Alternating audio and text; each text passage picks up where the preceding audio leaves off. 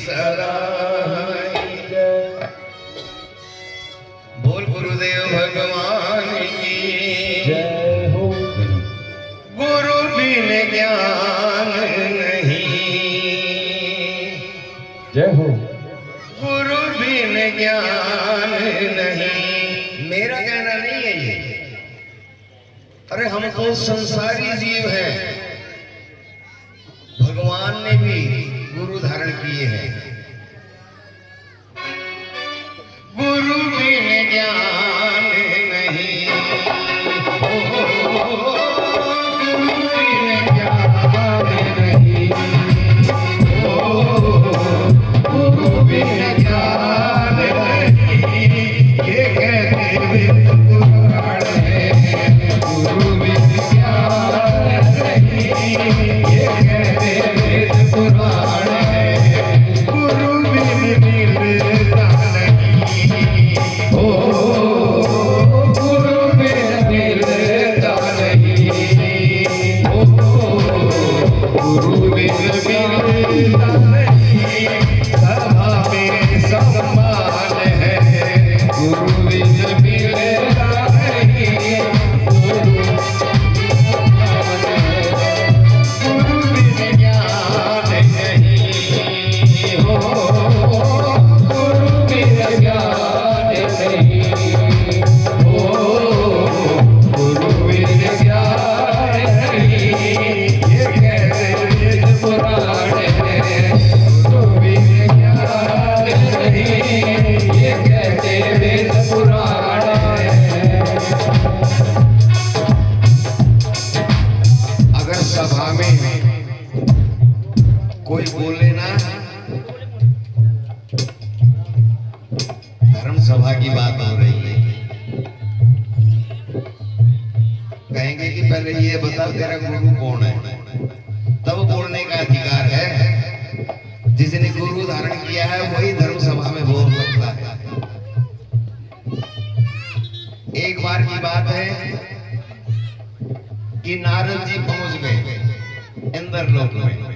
सभी देवता वहां बैठे हुए हैं, सभी ने बड़ा सत्कार किया, लेकिन भगवान भोलेनाथ अपनी समाधि से बैठे हैं। नारद जी को क्रोध आ गया, अरे सभी देवताओं ने मेरा सम्मान किया और एक ये नंगड़ ये इज्जत जानता ही नहीं, क्योंकि इसकी खुद की इज्जत नहीं है।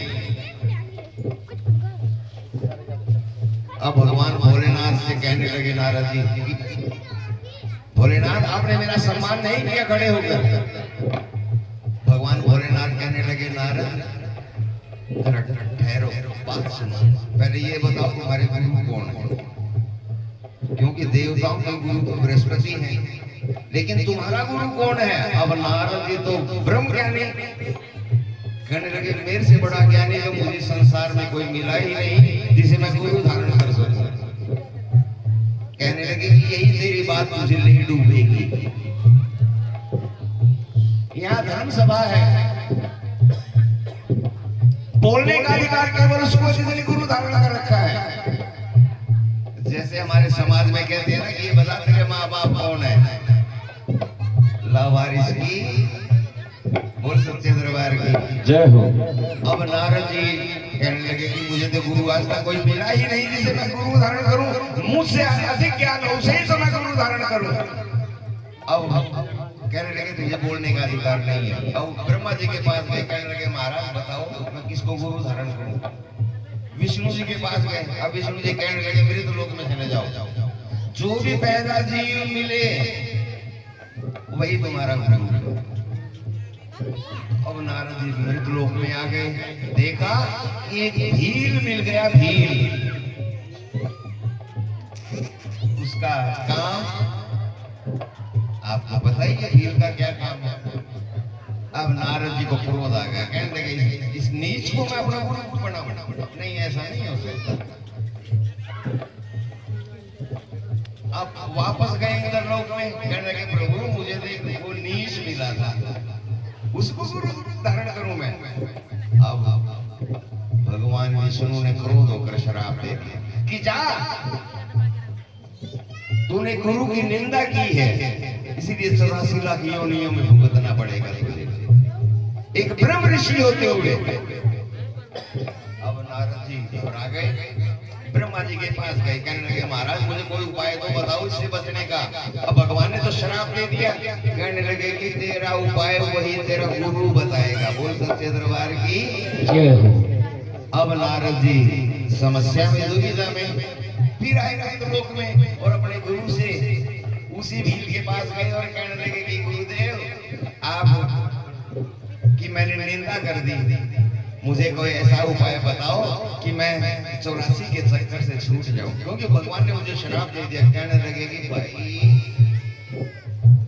महाराज मैं तो नीच आदमी हूँ, मारना काटना और खाना पीना आगड़ेंगे यो ही मेरा काम है, मैं किसका गुरु बन सकूं?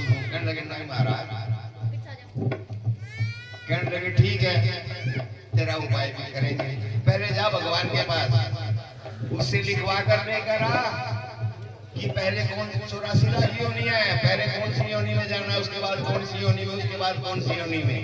भोजपत्र ले गया, उस पर लिखवा कर ले आया, पहले इसकी योनि में पहले सांप घोड़ा बिच्छू गबेरे मच्छर माखी सारे चीज लिखवा लिया।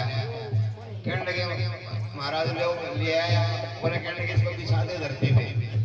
अब वो बिछा दिया वो पत्थर, कहने लगा कि तुझे मुक्ति चाहिए ना? कहने लगे हाँ गुरुदेव।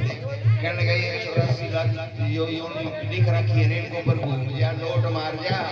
बोल सच्चे दरबार की जय हो। गुरु गूंगा गुरु बावड़ा, और जो संतों ने कर दिया ना उसे तो परमात्मा भी नहीं बदल सकता, क्योंकि भगवान ने कहा था कि तेरा गुरु वो है।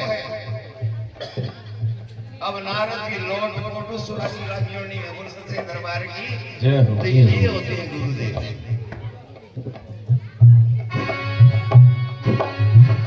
ओ ये है मुक्ति के दाता मेरे भाग्य विधाता, ये है मुक्ति के दाता मेरे भाग्य विधाता, दाता बड़े ही दयालु दयावान है।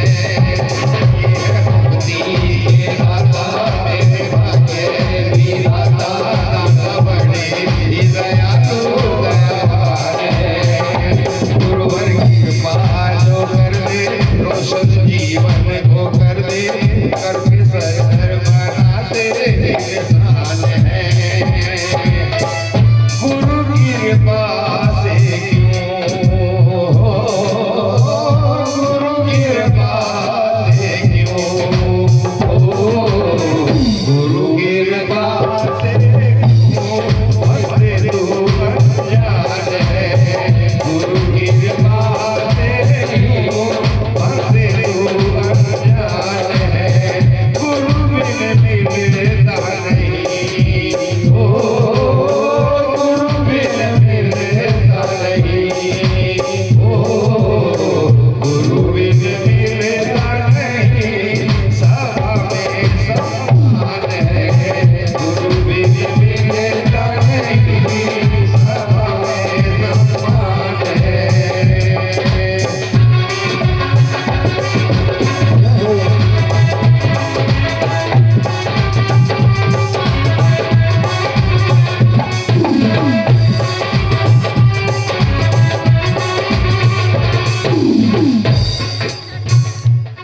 जब गुरु का हाथ सर पे हो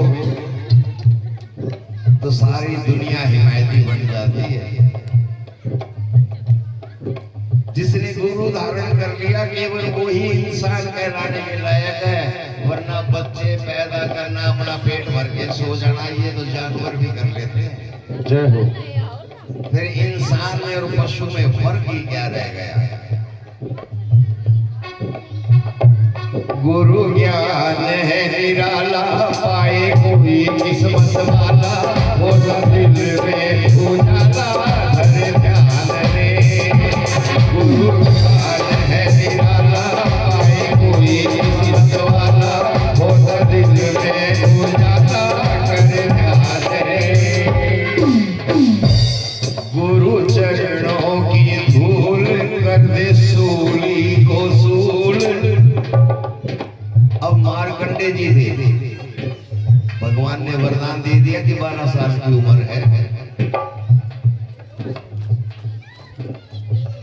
मार्कंडे जी जा रहे हैं, एक ऋषि आ रहे हैं, देखा मस्तक की रेखाएं पड़ी, इसकी तो उम्र 12 साल है। इतना विद्वान बच्चा और केवल उम्र 12 साल। 12 साल होने में कुछ ही दिन बचे थे। अब गुरुजी उसी बच्चे के पीछे पीछे चल पड़े कि कहाँ जा रहा है। उसके घर पहुंचे, उसके माँ बाप से कहा कि इसकी उम्र तो 12 साल है, आपको कुछ पता है? कहने लगे हाँ महाराज, वरदान से ही मिला है। कहने लगा एक उपाय बताऊं तो करोगे? कहने लगे हाँ महाराज बताओ। आज से बच्चे की ड्यूटी लगा दो, भगवान भोलेनाथ के दरबार में जाकर सेवा करें। और एक बात का ध्यान रखना, जिस दिन 12वां साल पूरा होने को आए, भगवान भोलेनाथ की शिवलिंग से लिपटा रहे, छोड़े ही ना। अब वो दिन भी आ गया, 12वां साल का अंतिम दिन। अब बच्चा गया, भोलेनाथ की पिंडी से लिपटा हुआ है। अब यमदूत बाहर खड़े हैं। यमदूत की हिम्मत नहीं, क्योंकि यमदूतों के राजा तो भोलेनाथ ही है, शमशान के राजा।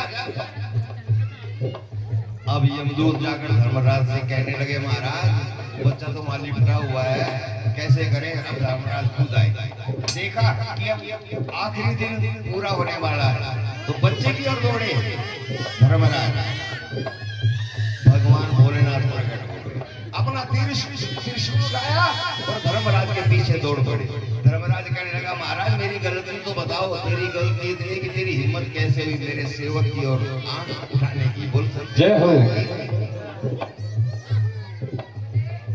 तभी तो कह दिया कि इनके चरणों की धूल कर दे सूली को भी सूल, एक एक कांटा लगाकर बड़ी से बड़ी विपदा को टाल दे, ऐसे गुरुदेव होते थे। इनके चरणों की धूल कर दे सूली